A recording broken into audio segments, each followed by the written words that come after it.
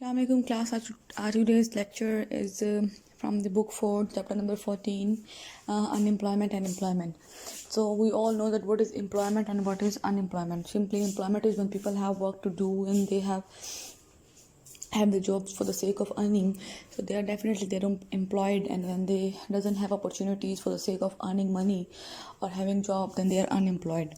So unemployed person can be defined in the subcategories. First, the people who are without work, means were not in paid employment or self-employed without work, जिनके पास कोई काम ही नहीं है.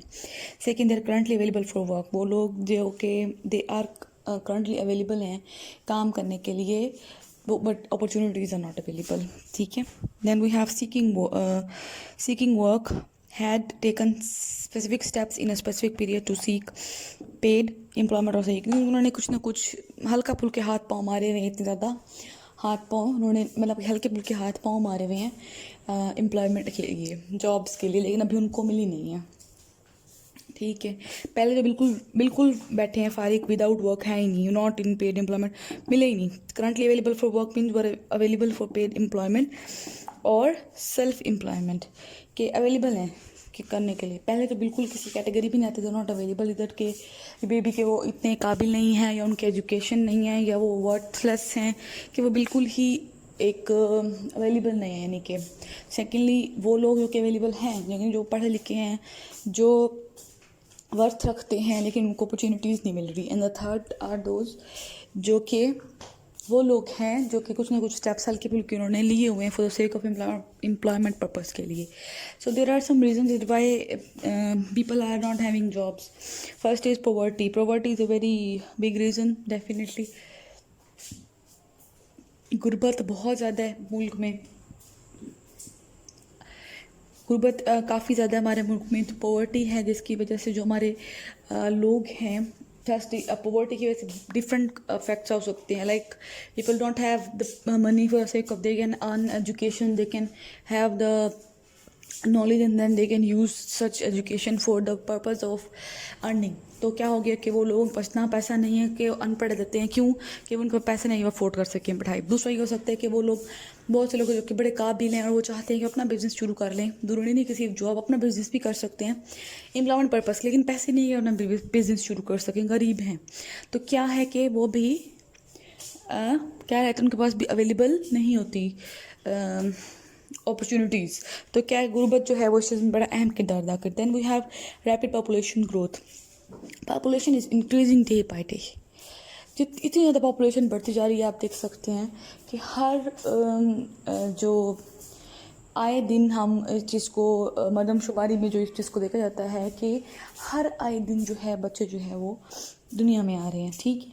उसके अलावा जो है पॉपुलेशन जो है डे बाई डे इंक्रीज़ करती जा रही है. पर फैमिली में 11 बच्चे, 15 बच्चे गाँव में, रूरल एरियाज़ में ऐसे है कि उनके होते हैं. तो क्या अब इतनी ज़्यादा पॉपुलेशन बढ़ती जाएगी तो इतनी जॉब्स अवेलेबल होना it's definitely are difficult task. So then we have shortage of capital. This is again same कि कैपिटल की अवेलेबिलिटी नहीं है कि आप उस चीज़ को यूटिलाइज कर सके बिजनेस में. और बिजनेस जितना तो बिजनेस ग्रो करेगा उतना तो अपॉर्चुनिटीज़ होंगी, बट तक है वो lack capital. Mechanisation is a very big problem. How is this a problem? It's a problem because we can say in a government institutions there were a system that all people used to have the old methods like register. They work on registers and paper pen was very normal in the old offices. But nowadays you can see that even in a private in spite of the private institutions, but you can observe that nowadays in institutions, government institutions, they have moved towards the technology. They are using modern system, they are having a computerized system. They अब different तरह के उनके जो हैं software upgrade होते हैं, और technology की तरफ जो है वो मूव कर चुके हैं. तो जब एक इंसान एक्सचेंज हो जाएगा with the machinery, then definitely labour जो होगी वो एम्प्टी हैंड रह जाएगी, वो उनको नहीं अवेलेबल होगा कुछ भी. Okay. Then we have imbalance in prevailing education system. This is the same education system is not a job or skill oriented. Most of the students choose general education. They went to get some white collar jobs and they have degrees but not work training. ठीक है, वो कहते हैं education, पहली बात definitely यही है कि एजुकेशन अवेलेबल नहीं है, या फिर वो लोग जो एजुकेटेड तो हैं but they doesn't have the training. सिर्फ ये नहीं है कि अगर आपने पढ़ा और पढ़ के अगर आपने उस चीज़ को लिख दिया या उस चीज़ का आपने इन नॉर्मल लाइफ में अगर हम एग्जांपल लें, अगर आपने पढ़ाई की और आपने पेपर दे दिया तो it's not enough. When you will go in a professional life, जब आप बाहर निकलेंगे तो यू विल नोटिस कि ठीक है पढ़ा था बट है इज समथिंग एल्स। पढ़ा हुआ यहाँ पे ठीक है आप यूज़ करेंगे, लेकिन अप्लाइड एंड जो पढ़ा उसमें बड़ा ज़मीन आसमान का फ़र्क होता है। तो क्या है कि अब एजुकेशन तो हासिल कर ली बट स्किल्स नहीं है, तो अब ऐसी एजुकेशन का फ़ायदा नहीं है अगर आप उसको यूज़ नहीं कर सकते। स्किल्स हो एजुकेशन ना हो वो फिर भी चल जाता है कि भाई स्किल है वो कमा रहा है, पढ़ा लिखा नहीं है कोई बात नहीं। हमारे जितने पॉलिटिशियंस वगैरह हैं कौन से पढ़े लिखे हैं, मैट्रिक पास FA पास, लेकिन कहाँ है यहाँ स्किल्स तो खैर उनके पास भी नहीं है। लेकिन अगर हम बड़ी ये लकड़ी वगैरह का वुड वर्कर जो होते हैं और फर्नीचर वगैरह मशीनरी वगैरह बनाने वाले, ये क्या एजुकेटेड होते हैं? No, but they can earn. तो क्या है कि उनके पास स्किल्स है। तो एजुकेशन के बगैर स्किल काम कर जाती है, लेकिन स्किल के बगैर एजुकेशन काम नहीं करेगी। ठीक है, then we have capital intensive. In Pakistan जो है, in Pakistan there is a culture that कि people need more capital than labour. कि कहते हैं कैपिटल की ज़रूरत है, ज़्यादा पैसा होना चाहिए, और लोगों की आवाम की ज़रूरत नहीं है। क्यों? जितना ज़्यादा पैसा होगा आप मशीनरी वगैरह उतना परचेज करो, उतना ही आप मॉडर्नाइजेशन सिस्टम की तरफ चले जाएंगे, तो लोगों को आप क्या करेंगे, एक्सचेंज कर देंगे with the machinery, that's fine. People will be empty hand again. Then we have slow industrial development. Industrial development बहुत slow है हमारी इकोनॉमी में, और इंडस्ट्रीज ठीक है ग्रो करती हैं but not so growing. Then we have slow public sector employment. लोग क्या करते हैं, लोग प्रेफर करते हैं कि पब्लिक सेक्टर में जॉब हो, जो भी कोशिश होती है यार गवर्नमेंट जॉब हो, वाह गवर्नमेंट जॉब है ये बहुत अच्छा है, इसकी गवर्नमेंट जॉब है, इसकी बड़ी पे होगी, इसको तो अकोमोडेशन फ्री होगी, इसको तो इलेक्ट्रिसिटी फ्री होगी, ये होगा वो, किसी चीज़ का काम भी नहीं करना पड़ेगा, कोई पूछने वाला भी नहीं है प्राइवेट सेक्टर की वजह। तो ये अब लोग क्या करते हैं, भागते हैं गवर्नमेंट की तरफ। अब गवर्नमेंट की तरफ गवर्नमेंट इतनी तो अवेलेबल नहीं है कि हर एक गवर्नमेंट में डाल दिया जाएगा, या प्राइवेट की तरफ लोग नहीं जाते। क्यों? जिनकी तो पे ही काम लेते हैं दबा के, लेकिन उनकी पे इतनी नहीं होती। तो क्या है कि दिस इज द कश्मकश में क्या होता है कि प्रॉब्लम क्रिएट हो जाती है। Then we have the rural urban migration problem है। लोग जो गांव से लोग बड़े एक उम्मीद के साथ, एक्सपेक्टेशंस के साथ जाते हैं, होप के साथ कि we are going to the urban areas and we will have a job there, but when they come to the urban areas and they feel that कि यहाँ पर भी वही हाल है, अवेलेबल नहीं है, अपॉर्चुनिटीज़ अवेलेबल नहीं है, तो पीपल क्या है वो अनएम्प्लॉयड रह जाते हैं। कि अच्छा दूसरी बात ये भी हो सकती है कि ठीक है रूरल एरिया से जो बड़े गाँव के आपने नोटिस किया कोई आता है ना, एक सोसाइटी एक्सेप्ट भी नहीं करती, जो सोसाइटी हमारी एक्सेप्ट them कि भाई ये क्या गाँव से आ रहा है, ये तो गाँव का गवार है ऑल दैट। ये एक जो एक आजकल बड़ा प्रॉब्लम है, ये भी एक इस चीज़ को कंसिडर किया जाता है। ठीक है, उसके बाद next we have is really simple problems like बच्चों वाली प्रॉब्लम्स हैं ये। Fall in overseas employment opportunities in क्या कहते हैं कि जी बहुत से लोग होते हैं जो बाहर गए हुए होते हैं काम करने के लिए किसी प्रोजेक्ट के वाले से, ज़रूरी नहीं कि उनको पूरी जॉब मिल जाती है। क्या होता है कि प्रोजेक्ट्स मिल जाते हैं कि yes you have to perform this project, और period for this project is 1 year 2 year 1.5 year। जब वो प्रोजेक्ट कंप्लीट हो गया then you have to come back. तो क्या गई आपकी एम्प्लॉयमेंट? आप वहाँ पर एक प्रोजेक्ट करने गए, आपने यहाँ सब कुछ छोड़ छाड़ा कि वहाँ जा रहे हैं जी, बाहर मुल्क जा रहे हैं, ज़्यादा अच्छी अपॉर्चुनिटी है, लेकिन वहाँ आपका प्रोजेक्ट कंप्लीट, तो आप वापस आ गए, और वापस भी आपको क्या आदमी ला के देखने को कि कोई अपॉर्चुनिटी अवेलेबल नहीं है। Political instability in the country, political instability है डेफिनेटली। आए दिन कभी इलेक्शंस हो रहे हैं, कभी कोई गवर्नमेंट आ रही है, कभी कोई गवर्नमेंट आ रही है, कभी किसी ने कोई पॉलिसी लागू करी, किसी ने कोई पॉलिसी लागू की। पॉलिटिकल कंडीशंस का तो आप खुद अच्छे से जानते हैं। सीजनल अनएम्प्लॉयमेंट, सीजनल अनएम्प्लॉयमेंट उस चीज़ की है like the areas of like air and cooler.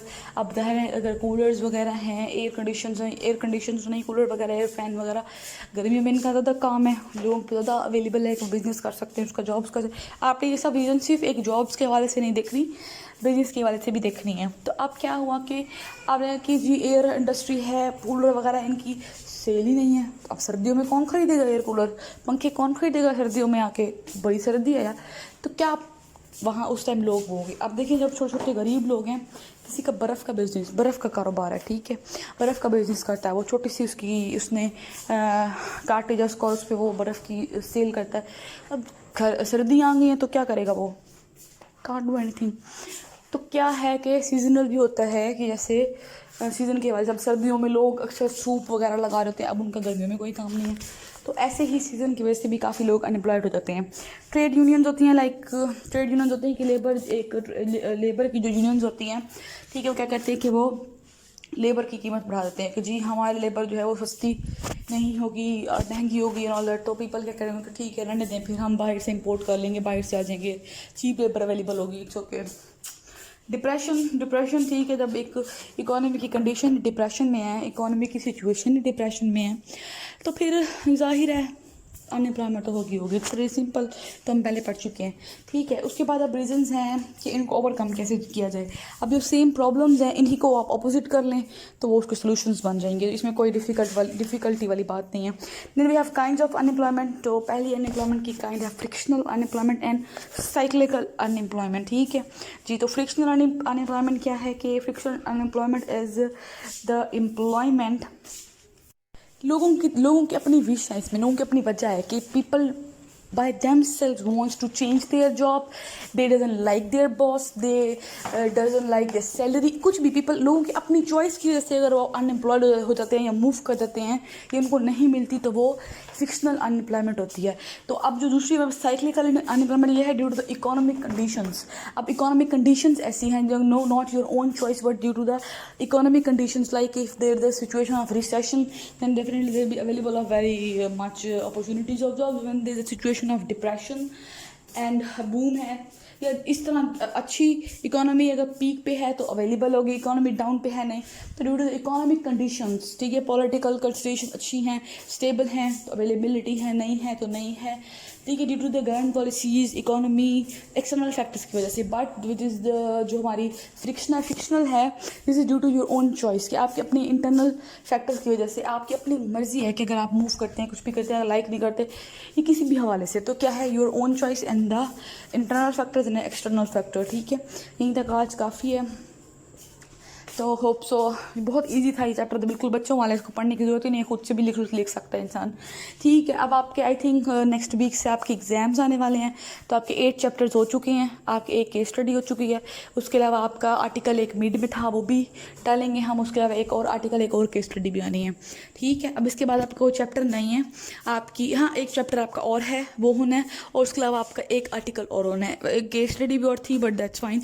एक आर्टिकल आपका पहले का, एक आर्टिकल आपको मैं अब दूंगी, 2 आर्टिकल हो जाएंगे, एक केस स्टडी आपको मैं दे चुकी हूँ, एक केस स्टडी अब आएगी, 2 केस स्टडीज़ हो जाएंगी, और उसके अलावा आपका एक चैप्टर और होना है, ठीक है। अब हमारा रिमेनिंग कोर्स जो हमने करना है that will be 1 chapter, 1 case study and 1 article, okay.